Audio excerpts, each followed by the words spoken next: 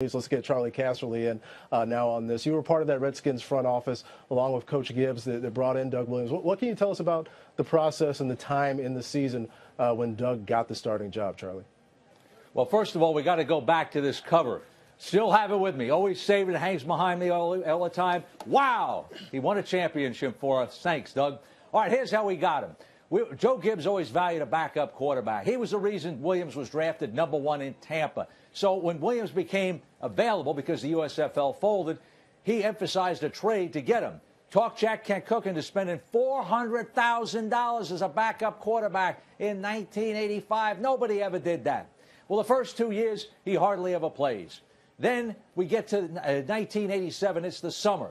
Doug wants to play. He wants to be a starter. The Raiders are looking for a quarterback.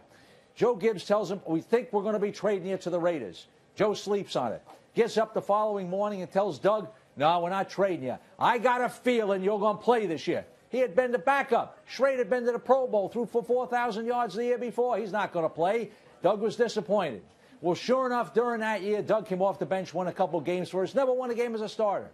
Last game of the year, as it was pointed out here by Steve, Doug comes off the bench in the second half, and we win the game against Minnesota. Gibbs decides to start him in the playoffs. We go to play the Bears. Bears are up 14-0. Doug brings us back, plays great in the game. We beat Minnesota at home. Now we're going to the Super Bowl. Steve talked about in the beginning of the game, Doug goes down. It's ugly.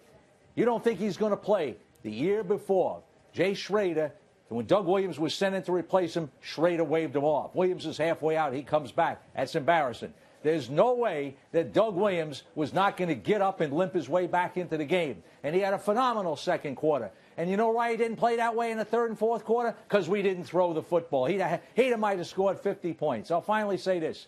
We never saw Doug Williams as a black quarterback. We saw him as a big, strong